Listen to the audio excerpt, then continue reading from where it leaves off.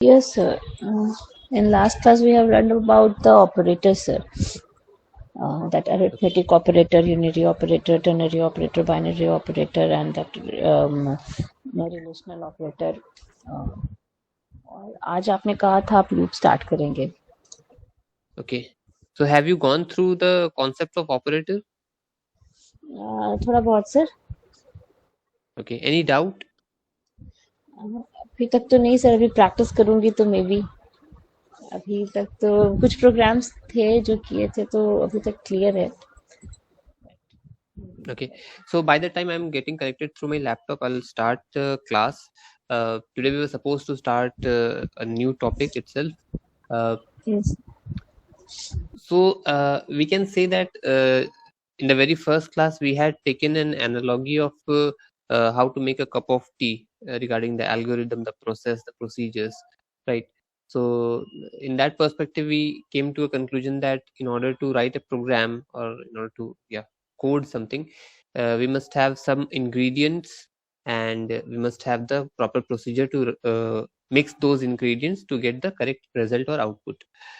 Now, so till now, whatever we have learned about the variable, the data types, the constants or the keywords, or rather in fact about the operator in the previous class. So these all were the small ingredients that we required.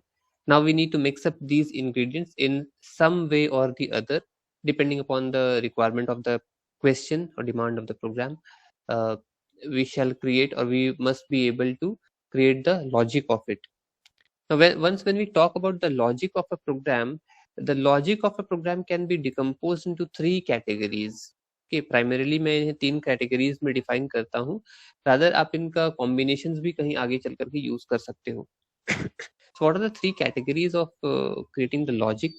Or rather, a program can be seen in any one of the three given categories. So the first category of programming is sequential type of programming. Okay, sequential type of programming. What is this sequential type of programming?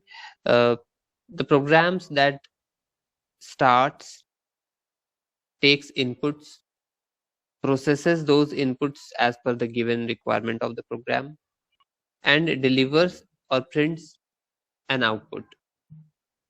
So input, process, output comes in a sequence. There is no such criteria of conditions. For example, let us say we have been given a program that write a program to display the addition of two numbers. So it's a very simple and very basic program. It does not require any condition, any sort of criteria. It just requires the use of three variables of specific types. You need to input the values of two variables. You need to process it, and for processing, for example, the question states addition of two numbers, so we need to add two variables, and the result must be stored in a third variable, and the result of third variable must be reflected as output. So ये process बहुत simple है, साधारण है. इसमें कोई छुपा हुआ कोई लॉजिक या कंडीशन एज सच नहीं है. हमें बस वेरिएबल्स कितने लेने हैं वो देखना है, किस टाइप के लेने हैं वो ध्यान रखना है, और प्रोसेस में वो क्या मांग रहा है. अगर सम ऑफ टू नंबर्स मांगा तो a प्लस बी और x प्लस वाई हम लोग ये कर देते हैं. Again one more such example is to calculate the area of any two dimensional figure, let's say circle or square or a rectangle. इसमें भी कोई क्राइटेरिया, कोई कंडीशन नहीं है. आपको बस उस 2D component, two dimensional component का एरिया का फॉर्मूला पता होना चाहिए, and that's it. How much variable is required for that, you can choose and you can calculate the based on the formula and print it out. For example, for calculating the area of square, we require only two variables. One for the sides, because we have the formula side into side, right? All sides are equal, side into side will do. Second variable is to store the result, AOR or AOS, area of circle square, isn't it? So AOS will be equal to S into S or side into side, whatever variable name that we have considered. Similar to that, if we need to calculate the area of rectangle, how many variables do we require? Please tell. 3, sir. three length variable: length, breadth, and the area. and the area of the rectangle. Okay. One last one, please tell me, for area of circle. Only one sir, radius चाहिए सिर्फ. The formula will be अब pi store r किस में square. करेगा? Sorry, for output one. Exactly. One for Yeah, input and one for output. one for output. Okay. Yes, sir. But when we talk about area of circle, there is a formula that area of circle is equal to pi r square. Yes, sir. So how to get this value of pi? सिर्फ okay, पाई का value हमें उसको पहले ही बताना पड़ेगा कि ये पाई का वैल्यू 3.14 होता है. तो हमें एक और वेरिएबल चाहिए होगा. Okay. See, since the value 3.14, the value of pi is a constant. Pi is itself a constant term. It is not going to yes, change. Change. आपके प्रोग्राम में 3.14 है, तो हम हर दुनिया के हर इंसान के प्रोग्राम में 3.14 ही रहने वाला है, and it's not going to change. So it is a constant value. Again, we don't find the symbol of pi over the keyboard. आप अपने लैपटॉप में, अपने कंप्यूटर में कीबोर्ड पे पाई का सिंबल नहीं पाते हो. So you cannot assume or take the constant term right from the keyboard itself. In order to do so, what we can do is that we can simply write 3.14 into r into r, isn't it? So for that perspective, you don't require a variable itself. Variable. Yes sir. ठीक है. हाँ, constant term को आपको जैसे notations में जैसे constants पता है कि इसका वैल्यू इतना ही होता है, तो आप उसको राइटली वैसे ही लिख सकते हो. जी जी. Right. Now but the interesting thing is that हम लोग तो प्लेन टेक्स्ट पे भी सिर्फ फॉर्मूला पे और वेरिएबल्स पे ध्यान दे रहे हैं. Once the concern that I am raising is because of that हमने अगर स्क्वायर का एरिया निकालना था, साइड का अगर हम लोगों ने डेटा टाइप अगर इंट लिया है, तो इंट इनटू इंट मतलब side into side, int into int will definitely give me the result in integer. Again, if I take the area of rectangle, again length into breadth, int into int will definitely give me the result in integer. But once when I'm talking about the area of circle, so even if I consider the value of r, that is radius, as integer, so pi r square, so means 3.14 into r, that means 3.14 into integer. So integer into integer is going to give me an integer value. But once this result of r into r gets multiplied with 3.14, that is not an integer value. So my result switches back to or turns out into a non-integer value. That can be a float or double, whatever data type that we have assumed. So there is a transition. Okay, this is not a the AOR, the AOC, area of circle formula, that is 3.14 into r. The value of r is being considered as integer, but once when I multiply this value of r with 3.14, it needs to be transformed, it needs to be converted from integer into float data type, because we cannot use or we cannot solve an expression that consists of two different data types. Or let's say we have a mixed expression where a float is being used, a double or a long or a int, ये सारे को मिला करके अगर एक expression बना रहे हैं, let's say a plus b into c minus d, let us take any assumption like that. तो अगर इसमें a b c d चारों अगर डिफरेंट डेटा टाइप्स के हैं, तो हमको रिजल्ट किसी एक डेटा टाइप में मिलना चाहिए. तो ये कौन से डेटा टाइप में रिजल्ट मिलेगा, इसका डिसीजन कौन लेगा, सवाल ये आती है. ठीक है, इसका डिसीजन कौन लेगा. सो इतना डिस्कशन हम लोग कर लिए हैं, but still my system is taking too long to start up. Okay, I will continue few more minutes.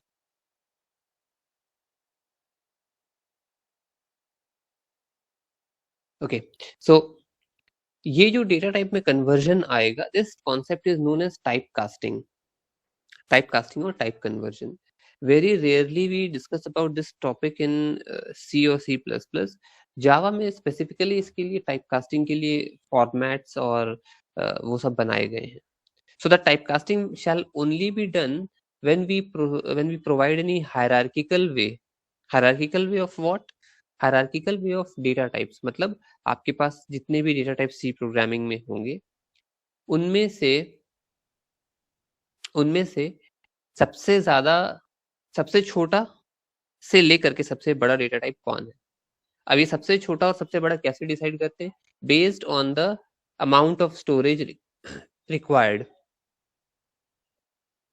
Based on the amount of storage required. If you go back to the definition of variable that I have taught you all, अगर आपने कहीं लिख रखा होगा या कहीं कोई screenshot होगा जो मैंने टाइप किया होगा, so the definition of the variable stated that it is a temporary memory location that is used to store a value. That much is one part. Another part is the amount of memory space required to store a value is defined by the data type of that variable. Defined by the data type of that variable. ठीक है. तो variable का data type जब हम लोग लिखते हैं, let's say x का डेटा टाइप हमने लिया है int, so it is going to require 4 bytes of memory. उसके बाद फ्लोट है, फिर डबल है. इस तरह का जितने भी डेटा टाइप्स है, हर एक डेटा टाइप के साथ एक अमाउंट ऑफ मेमोरी हम लोग को एलोकेट कर दिया जाता है. सो बेस्ड ऑन दैट, जिसका सबसे कम मेमोरी रिक्वायरमेंट है वो सबसे हायरार्की में सबसे स्टार्टिंग लेवल पे आएगा, और जिसका मेमोरी रिक्वायरमेंट सबसे ज्यादा है वो हमारे सबसे टॉप या बॉटम लेवल पे, सबसे हाईएस्ट लेवल पे चला जाएगा. ओके. तो इस तरह से हम लोग छोटा से बड़ा हम लोग ट्रांजिशन देखते हैं. सो उसका एक पूरा डेटा टाइप का ट्रांजिशन है.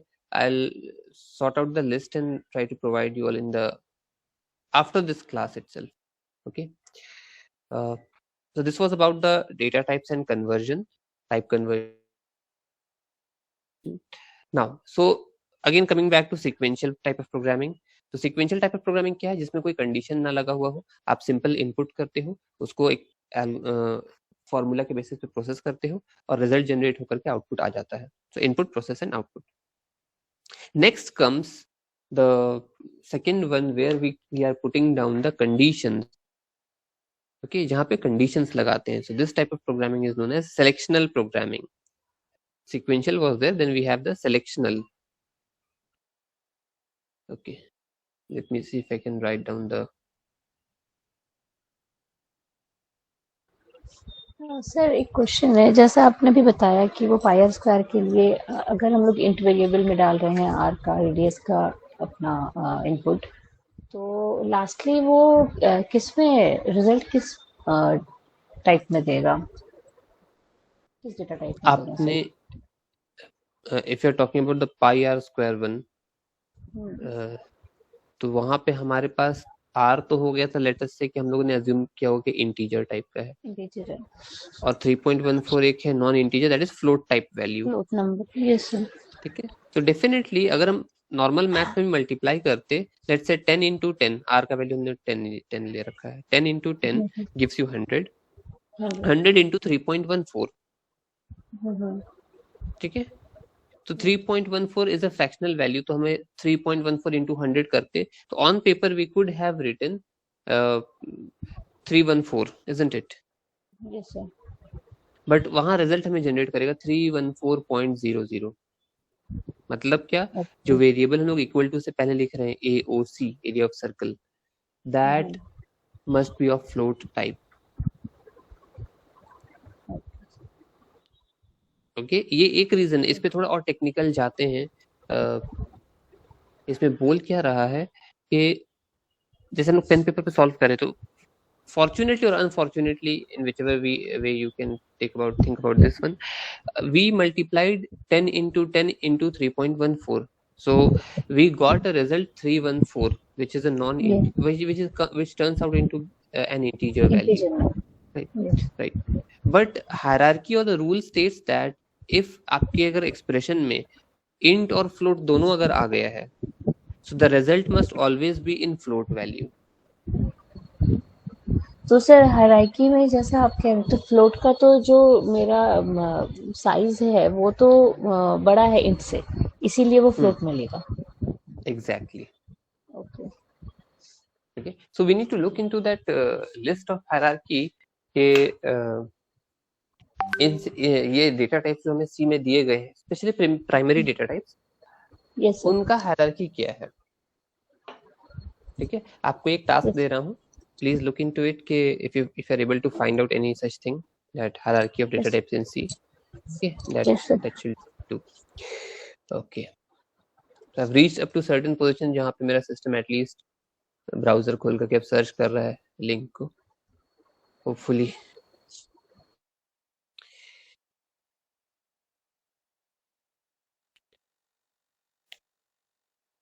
ओके, सो ये कंडीशंस के बारे में जो हम लोग बात कर रहे हैं, यहाँ पे वो कंडीशन एक रखता है, तो होता क्या है, we take some inputs,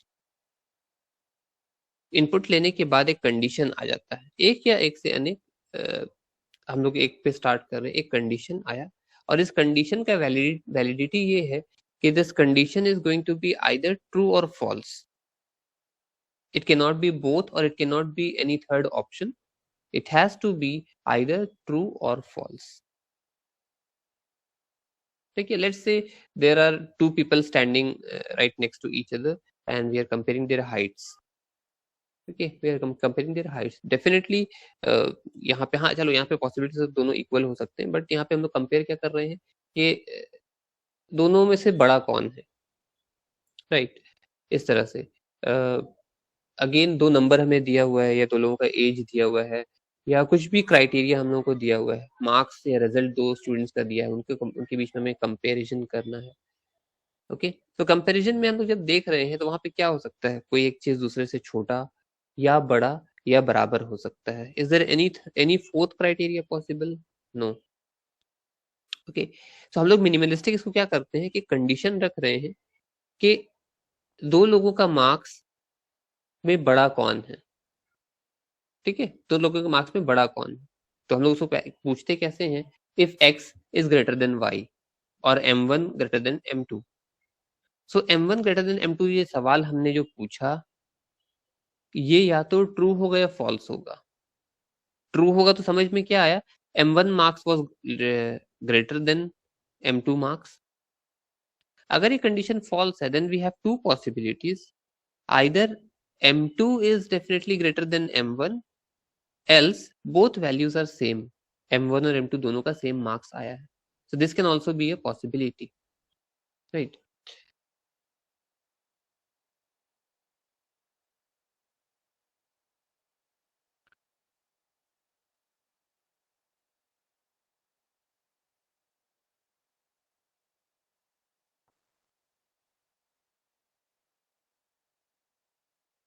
I don't know why it is not getting connected.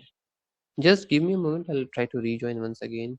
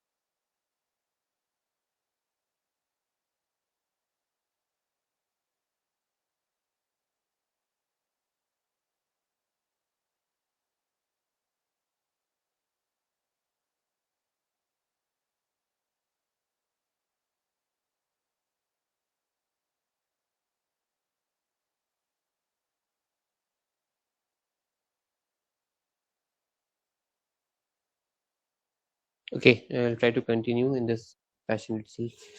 uh, okay, so sequential हमने किया, फिर सिलेक्शनल अभी देखा कि कंडीशंस होते हैं इसमें. When we will start with the conditions, there are 5 concepts or 5 types of conditions that we need to touch. You might have heard about these things. First one is if statement or if condition. Second one is if else.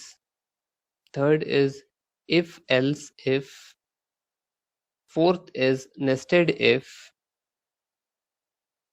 And fifth one is switch. Okay, I'll repeat it once again. First one is if. Second one is if else. Third is if else if. Fourth is nested if. And fifth one is switch statement. So पहला 4 तो नाम में एक sequence में लग रहा है कि ये सारे if करके आ रहे हैं. Fifth one is a bit different. It starts with switch. So पहले 4 का एक फॉर्मेट होता है, उसके बारे में हम लोग डिस्कस कर सकते हैं. That but still I'll try to move forward जब तक कि हम लोग का सिस्टम रेडी नहीं हो जाता. I won't be able to tell it verbally. जब तक हम इसको दिखाएंगे नहीं, हम verbally बोल नहीं पाएंगे इस चीज को. So there are 3 concepts I mentioned कि पहला हमारा sequential हो गया, second हमारा selectional हो गया, and third is iterative or also known as looping या loops. Loops में क्या है, जैसे कि हमने conditions में बोला कि the condition is going to be either true or false, और इसमें कोई और possibility नहीं है.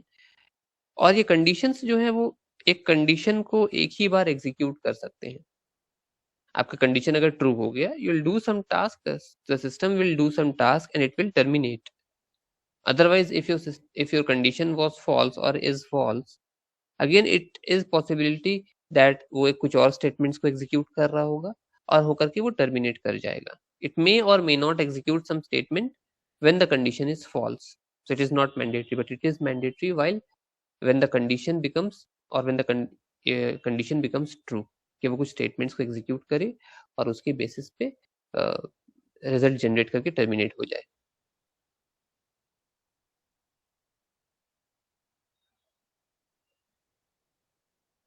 But when we talk about the iterative statements, the loops, there are 3 types of loops: while, do while and for.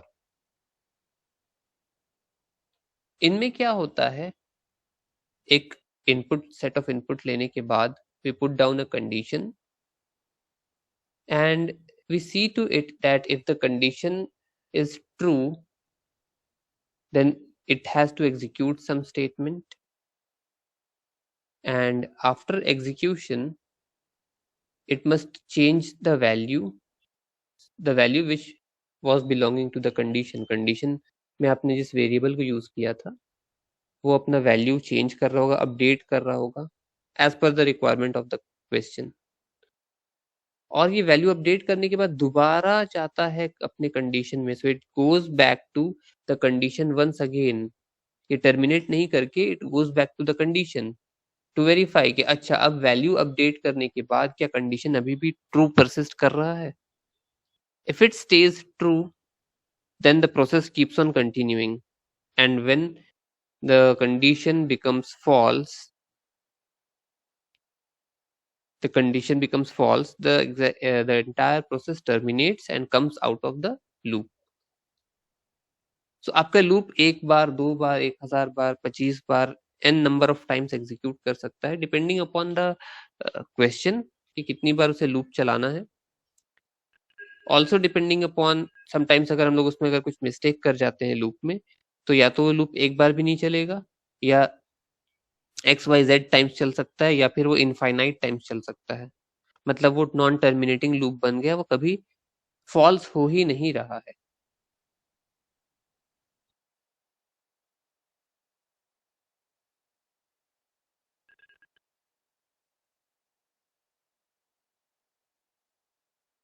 ठीक है, कभी वो फॉल्स हो ही नहीं रहा है.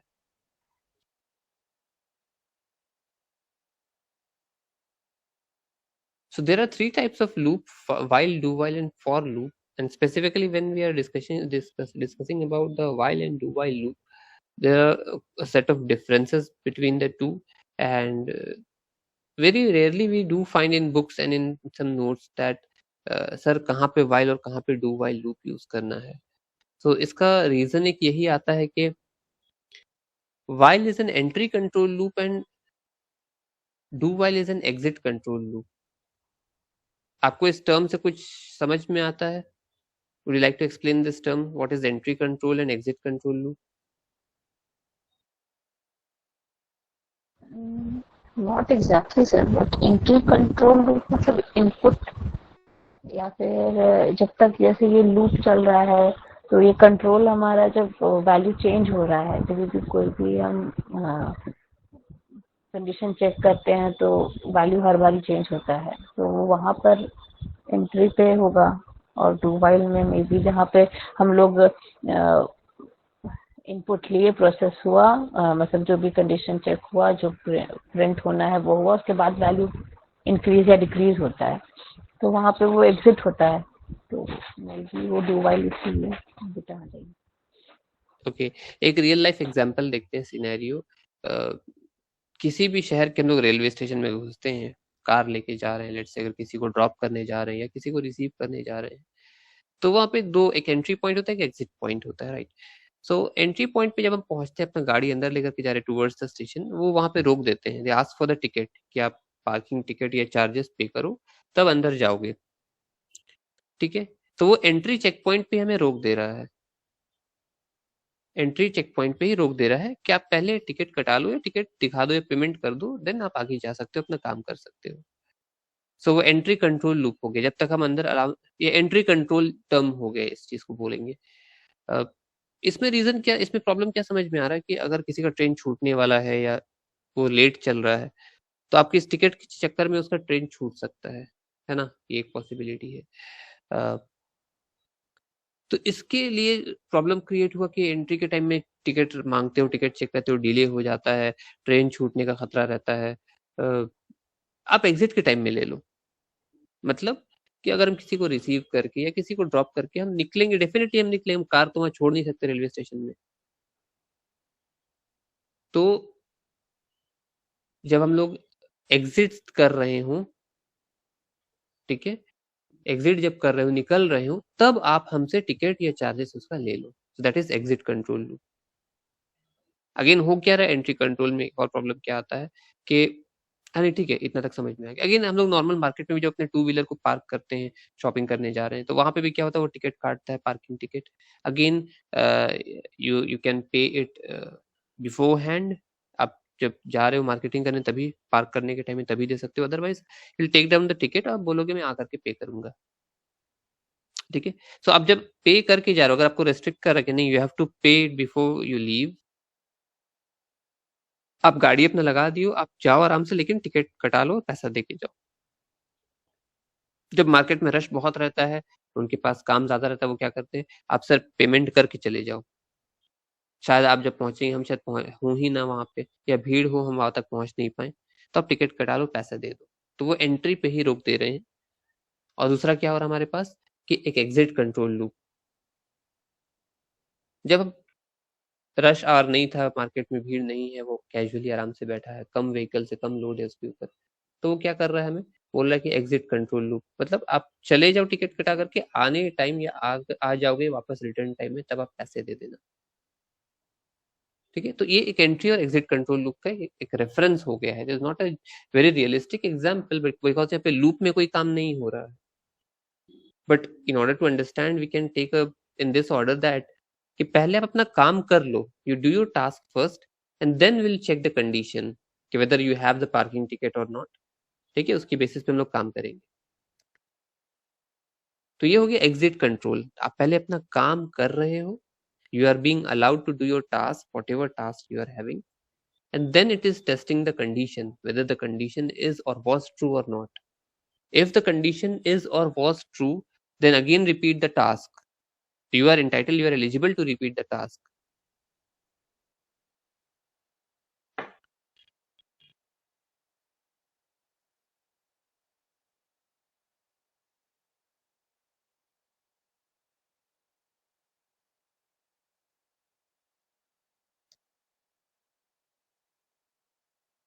बट यही चीज अगर हम लोग देख रहे हैं इसमें एंट्री कंट्रोल लूप में, तो वो क्या कर रहा है, पहले टेस्ट कर रहा कंडीशन, कि हाँ बताओ आपने पार्किंग टिकट रखा है, और या फिर आपने सेटिस्फाई कर रखा है इस क्राइटेरिया को, इस कंडीशन को. इफ यू आर सेटिस्फाइंग और if you have satisfied the criteria और condition of the question, then you are eligible, you are entitled to enter into the body of the loop, और loop के अंदर आप बैठ करके अपना काम कर सकते हो.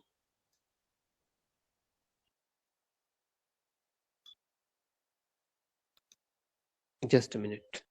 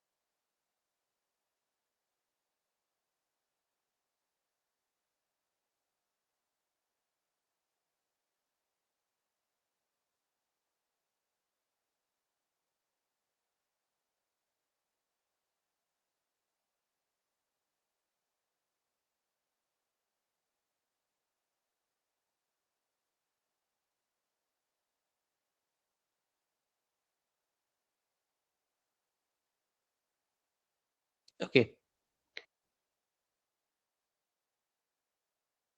So these are the three criteria that we have laid down or put down to understand or various categories of programming. Yes, आपको कुछ programs ऐसे मिल जाएंगे जहाँ पे हम लोग loops के अंदर में conditions भी डाल सकते हैं, like if else, and definitely we'll see such programs. Conditions या सीक्वेंशियल सिलेक्शनल के अंदर अगर हम लोग कंडीशंस के बारे में बात करें, again I can use if else with switch और switch with if else, so we can have different combinations of conditions and criterias. आप इफ एल्स के अंदर लूप चला सकते हो, लूप के अंदर कंडीशंस डाल सकते हो. ओके, सो ऐसा कोई हार्ड एंड फास्ट रूल नहीं कि कंडीशंस स्पेसिफिकली अपने अपने कैटेगरी को बिलोंग करता है या लूप्स अपने कैटेगरी को बिलोंग करते हैं. We can mix and merge any such combinations as and when required by the questions. So till this time हम लोग half of the class cover up कर चुके हैं. अभी तक हम सिर्फ login पेज तक पहुंच पाए हैं अपने Google Meet के. Unfortunately my system is so slow. Okay. So यहाँ तक कोई डाउट है? नहीं सर, अभी तक तो नहीं. अभी अगर एग्जांपल देखेंगे तो मे बी, बट हाँ अभी तक जितना थ्योरी पार्ट आपने बताया वो क्लियर है. ओके, सो डेफिनेटली आप अपने बीसीए के बैकग्राउंड के टाइम में definitely you have been through the syntax of these things, if else, right? So my question arises, first one is, what is a syntax? Have you heard this term syntax earlier? Yes sir. Okay, so what is it? Sir जैसे if का अगर हम syntax पकड़ेंगे तो हम लोग लिखते हैं इफ, अंडर ब्रैकेट हम लोग कंडीशन डालते हैं, जो भी कंडीशन डाल सकते हैं, like age is 80 greater than 18 और नॉट, तो वो डालेंगे. फिर देन हमारा कर्ली ब्रेसेस ओपन होगा, और जो स्टेटमेंट हमें प्रिंट कराना है, इफ अगर वो स्टेटमेंट हमारा कंडीशन ट्रू हो जाता है तो जो हमें स्टेटमेंट प्रिंट कराना है वो स्टेटमेंट प्रिंट होगा. आफ्टर दैट कर्ली ब्रेसेस बंद होगा, टर्मिनेट हो जाएगा. Okay, rightly so. Yeah, so basically हम लोग जब इसको बेसिक लेवल पे कभी फर्स्ट टाइमर्स को पढ़ाते हैं, चाहे वो स्कूलिंग लेवल पे हो या इनफैक्ट ग्रेजुएट लेवल पे हो, तो हम लोग इसका फ्लो चार्ट्स के थ्रू रिप्रेजेंट करने की कोशिश करते हैं for better understandability. But since you know about these things, so it makes our task easier कि हम लोग सीधे क्वेश्चंस पे मूव ऑन कर सकते हैं, right?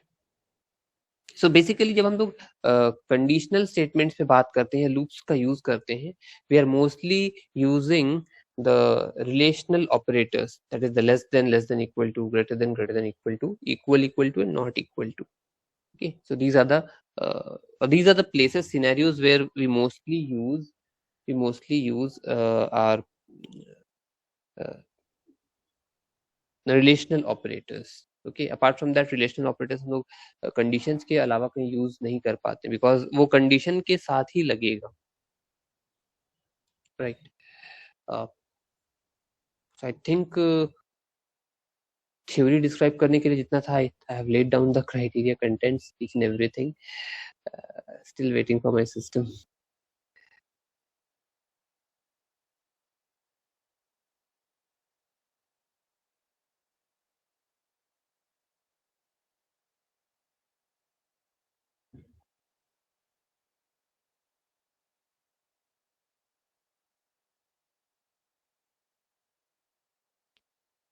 Let's see if I can present it through my phone itself.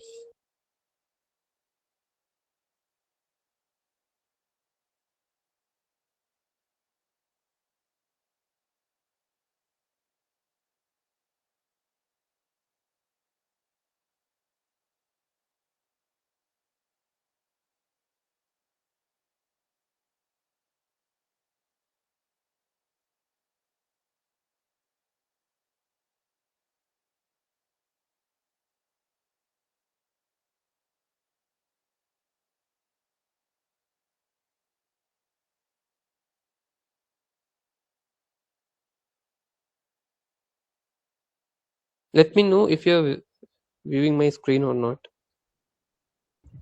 Yes, sir. Okay. So is the code window visible? Yes, sir. Fine. चलिए इस पे हम लोग काम कर लेंगे.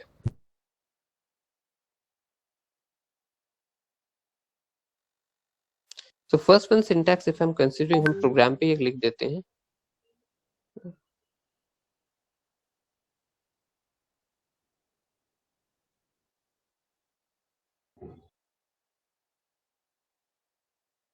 Let's say there is a criteria if x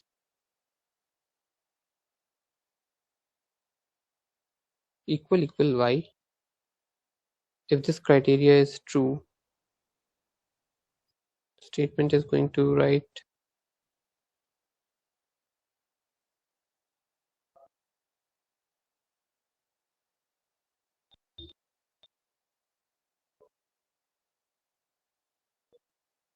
values are equal,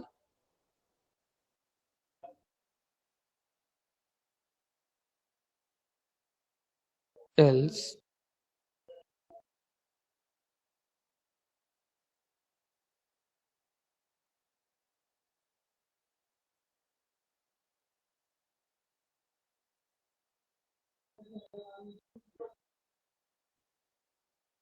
not equal, right? And we are going to give the variable some values. Int x comma y followed by semicolon. Then हम अब क्या करें, यहाँ पे variable का value खुद से ही दे दे रहे, यूजर से इनपुट नहीं करा रहे. It's going to take some time. X equals to, let's say, 10.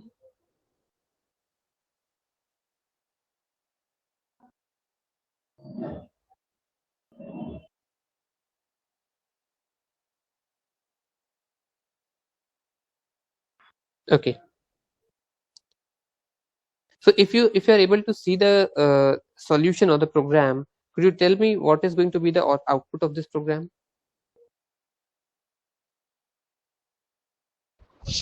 Sir, not equal, but Not equal. sir, एक सर कंफ्यूजन मेरे को कुछ याद आ रहा है. अगर इफ कंडीशन के बाद जो हमने करली ब्रेसेस नहीं लगाया है तो ये क्या, अगर सिंगल लाइन स्टेटमेंट रहता है तो हम लोग बिना करली ब्रेसेस के भी काम कर सकते हैं क्या? Exactly, you're correct. है ना? हाँ, ये मुझे बस वो रिकॉल करना था sir. Ji sir. Okay, fine. So the Not output equal, should print not equal, right? Now if I try to remove one equal to from here, so if the condition states in line number 17, if x single equal to y, could you tell us what will happen? X is equals to y. Right side का value sir x का Three things are possible. Let us state then you'll tell the answer. First thing, या तो ये error generate कर देगा क्योंकि आपने criteria को सही से put down नहीं किया है, या फिर वो values are equal print कर देगा, या फिर else वाला statement print कर देगा not equal. Now tell me.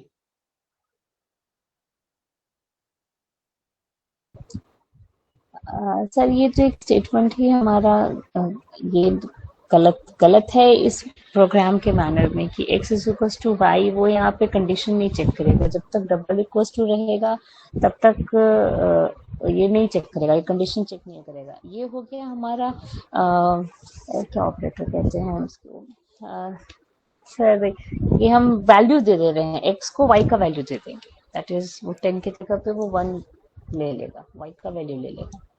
Assignment as assignment operator शायद काम करे, तो वो एरर जनरेट कर देगा, करना चाहिए। ओके, एरर जनरेट करना चाहिए। Let's try to run this program. आ गया, values are equal if you're able to see. Okay, इसने printf या इसने if का true statement को print कर दिया।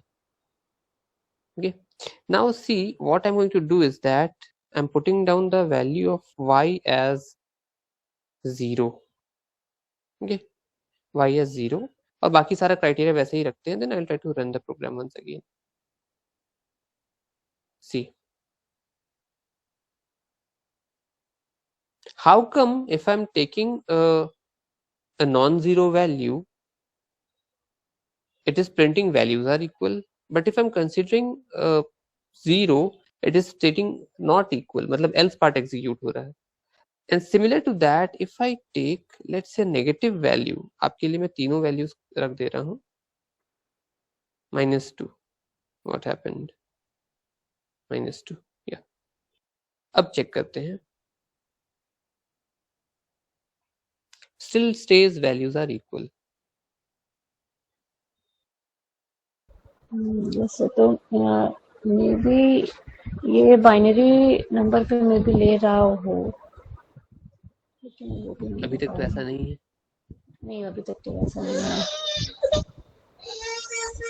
पता नहीं सर।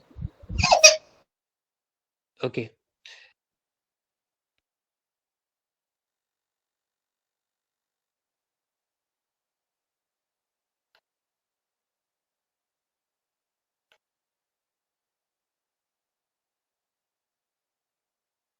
ओके, सो एक छोटा सा ये टेक्निकल चीज पूछ दिया मैंने, इसका आंसर ये है। Okay, it was suppose to give, अगर हम लोगों पे डबल इक्वल टू देते तो वो सही से काम करता, but since I have taken x equal to y and as you have rightly said that equal to is an assignment operator, so it is putting down the value of y into the x, ठीक है। but previous to this if condition we have already had the values of x and y separately। Okay, I'll again rewrite the values जो हमारे पास initially थे। let's say ये value था हमारे पास, x is 10 and y is 2, so both are positive values। what we are trying to do is if x equal to y, जहां पे हम लोगों ने x equal to y लिखा तो वो क्या कर रहा है, x में y के वैल्यू को पुट डाउन कर दे रहा है, x में y के वैल्यू को पुट डाउन कर दे रहा है। so x becomes 10 और उसके बाद वो प्रिंट कर दे रहा है values are equal. How come is it so? तो इसके पीछे रीजन ये है कि since 10 is a non zero value, okay, 10 is a non zero value, so if condition में हम जब भी नॉन जीरो वैल्यू लेते हैं, चाहे वो पॉजिटिव हो या नेगेटिव हो, वो उसको ट्रू मानता है। Getting my point? सर एक बार और। हाँ, हम लोग ये जो इफ के साथ जो कंडीशन लिख रहे हैं, जब हम सिंटैक्स के बारे में बात करते हैं, व्हाट डिड आई से, कि एक सिंटैक्स में क्या करता है, इफ कंडीशन, इसमें दो ही पॉसिबिलिटी, आपका ये कंडीशन जो है वो या आइदर ट्रू होगा या फॉल्स होगा। So whatever expression you are writing inside the if condition, it has to testify into being either true और फॉल्स। अब x double equal to y लेते तो वो कंपेयर करके बताता ट्रू या फॉल्स, और इस मामले में क्योंकि हमारा दोनों वैल्यू सेपरेट था तो वो वहां पे false बोलता. But since I have by mistakenly I've used x single equal to y. Single equal to is an assignment operator. It assigns the value. So what it is doing is that it is assigning the value of y to x. So x gets the value of y. The value of y is 2, which is an integer, which is a positive integer, and also it is a non-zero value. ये ज़्यादा important. Value of y is a non-zero value. So for every non-zero value, it is considered to be a true value. Okay sir, got it. ठीक है, तो इसीलिए if non-zero value था तो if true, yes it is true, print down the statement, so values are equal. But the moment I mentioned the value of y as 0, so उसने क्या किया, x equal to y, that is x equal to 0. So 0 is negative, sorry, not negative, but rather that is a false value. Okay, so any non-zero value represents a true value. Any non-zero value represents a true value, and apart from that, zero value represents a false value. So that is why x equal to y becomes 0 and x equals to 0. So it is a false, else में गया not equal print कर दिया. Got it? Yes sir, yes sir. ठीक है, ये छोटा सा एक चीज था, कई बार इंटरव्यूज में पूछ देते हैं, तो हम लोग को छोटे छोटे बातों को बस याद रखना चाहिए. Right. So it was one such criteria. Any other doubts you have till now, और आपके मन में कुछ queries रहा हो previously, कुछ बातों को याद करके बताइए regarding the conditions, if else or something like that. तक तो नहीं sir. Okay. Right. So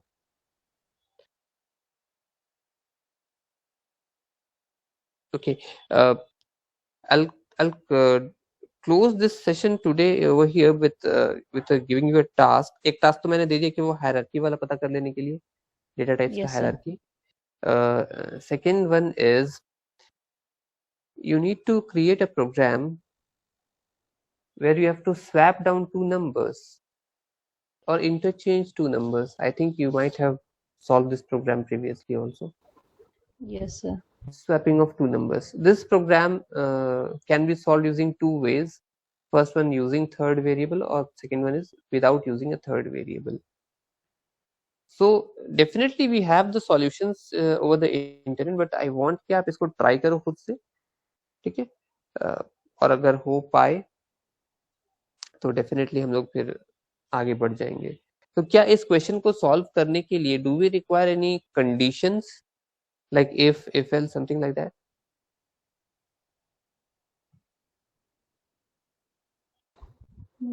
हाँ सर. No. हमें सिंपली बोला Swapping. दो चीजों को स्वैप दो कर दो, number. इंटरचेंज कर दो. ओके. तो सर अगर हाँ या प्लीज.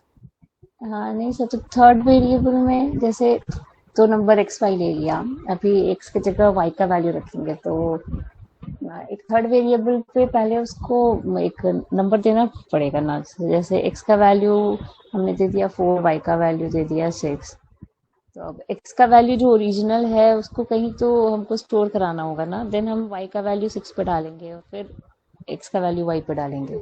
हाँ, for that you require a third variable. Third variable, yes sir. या तो इट्स लाइक कि आपके पास दो कंटेनर थे, आपने एक कंटेनर में चीनी और दूसरे में नमक डाल दिया. घर में कोई आकर के बोला कि नहीं इन्हें इंटरचेंज कर दो, तो डेफिनेटली आप इसके लिए क्या करोगे, you will bring a third empty container. Yes sir. है ना, और उसमें आप एक में चीनी डाल दोगे तो चीनी वाला कंटेनर एम्प्टी हो गया. एम्प्टी कंटेनर में आप सॉल्ट डाल दोगे, सॉल्ट वाला कंटेनर एम्प्टी हो गया, और उसमें आप वापस से शुगर डाल दोगे. Yes sir. यही क्राइटेरिया है. तो ये तो थर्ड वेरिएबल लगा कर काम आसान हो जाता है, but without using third variable it becomes a bit tricky. हाँ sir.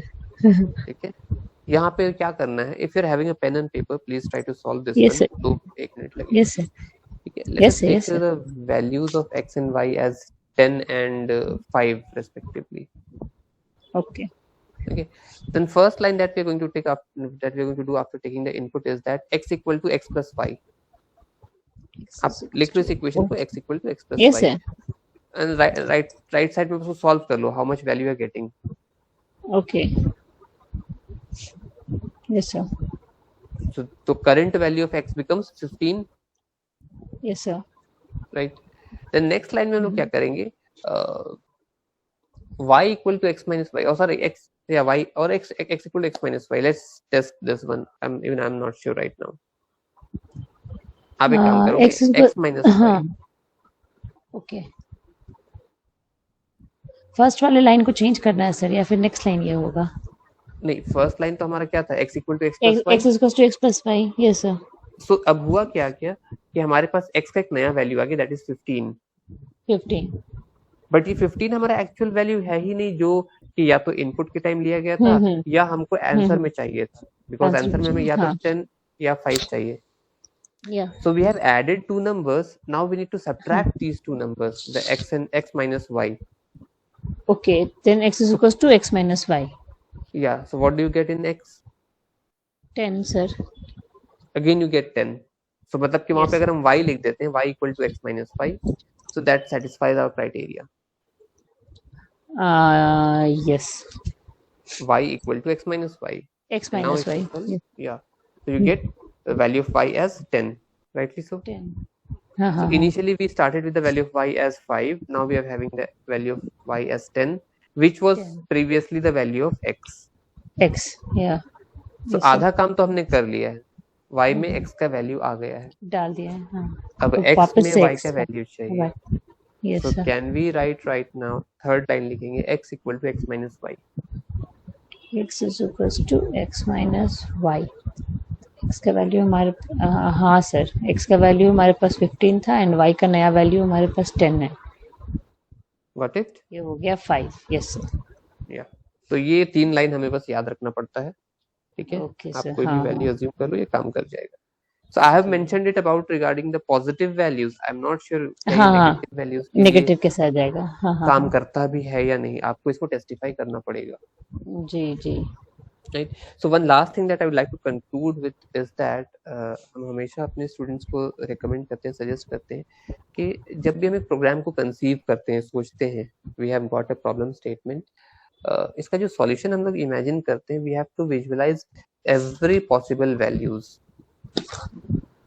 Okay, so being a programmer, being a developer, I have to take the perspective of the end user. End user एक young आदमी हो सकता है, first timer, एक aged आदमी हो सकता है जो कि अपने लर्निंग फेज से पार कर चुका है, अब उसको बस जो इनपुट्स का स्टेप्स बोला गया घर से, बेटा ने बोला है, बेटी ने बोला है, आप वही फॉलो कर रहे होगे. दूसरा बीच में जो प्रोफेशनल प्रोग्रामर या कोई आदमी है जो कि ईगरली टेस्ट करना चाहता है कि हम डिफरेंट रैंडम वैल्यूज देकर के हम क्या टेस्ट कर सकते हैं. फॉर एग्जाम्पल एटीएम में अगर हम गलत पासवर्ड डाल दें तो क्या हो जाएगा, अगर हम 550 रुपए निकालना चाहें तो क्या होगा, अगर बाय मिस्टेक किसी से हो भी जाए ऐसा कि 550 प्रेस हो गया अमाउंट निकालने के लिए, तो क्या होगा, पैसा कटेगा या नहीं, 500 मिल जाएगा या 600 मिल जाएगा या एरर हो जाएगा कुछ, ठीक है? तो उस हिसाब से हम लोग को ध्यान में हर पॉसिबल इनपुट को एक्सपेक्ट करके अपना प्रोग्राम डेवलप करना चाहिए. ऑल्सो जब हम लोग एक वेरिएबल अज्यूम करते हैं, we must also keep an eye about what type of data type that we are taking.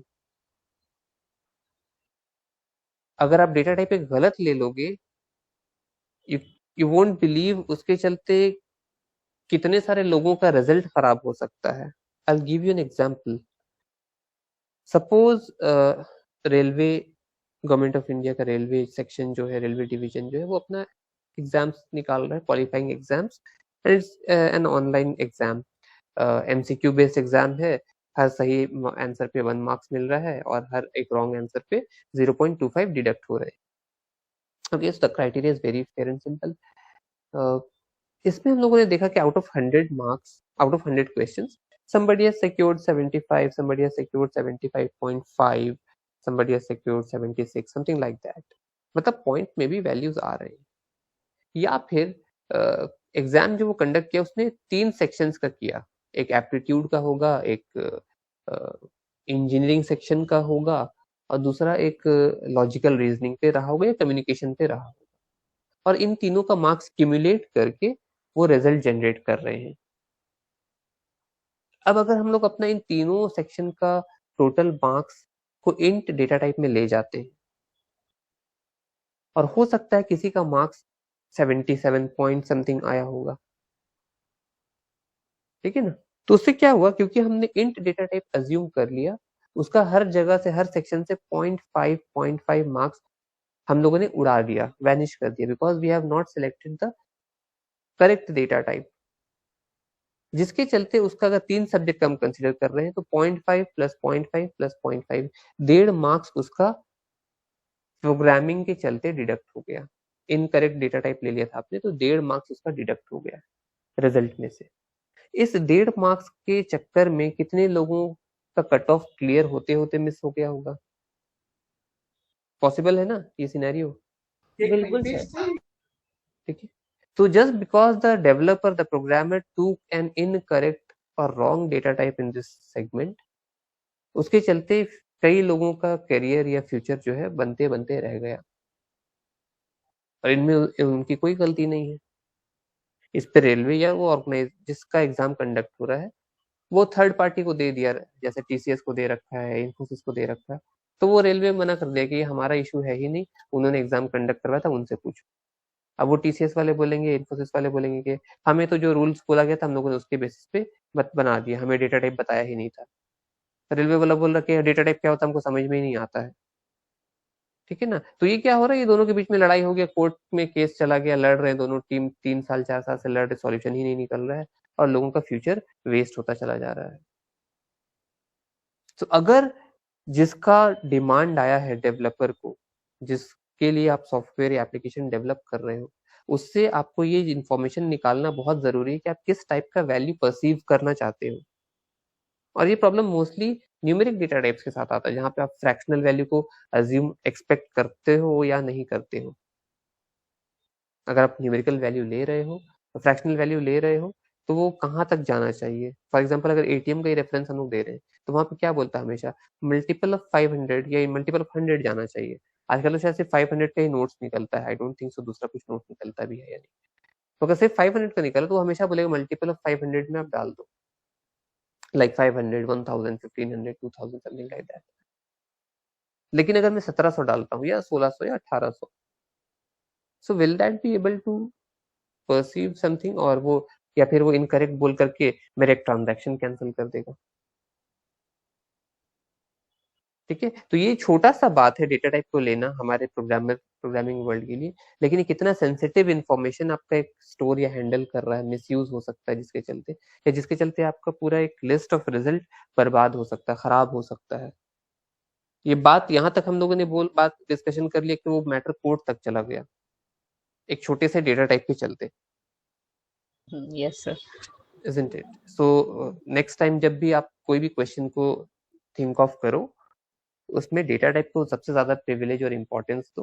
Once आपका डेटा टाइप अगर सेलेक्ट सही है, आप उसको जस्टिफाई कर रहे हो, देन डेफिनेटली अगेन नीचे लॉजिक क्या है, रियल वर्ल्ड प्रोग्राम का एक फॉर्मूला है, हमको याद करना है या कहीं से खोज करके लिख करके सॉल्व कर देना है। सो इनपुट तक हमारा मेन इश्यूज है, calculation is just the real world problem that we are trying to solve. उसके लिए डेफिनेटली फॉर्मूला कहीं ना कहीं बसा होगा, या तो वो मैथमेटिकल फॉर्मूला हो सकता है या कोई साइंटिफिक फॉर्मूला हो सकता है डेफिनेटली। और अगर वैसा कोई फॉर्मूला नहीं है तो आपको एक एल्गोरिदम जनरेट करके वैसा एक फॉर्मूला डिवाइस करना पड़ेगा, अगर फर्स्ट टाइम उस प्रॉब्लम को सॉल्व किया जा रहा है तो। ठीक है, so this was all about the concept. अभी तक भी मेरा गूगल मीट घूमता ही रह गया अनफॉर्चुनेटली। कोई बात नहीं सर। But I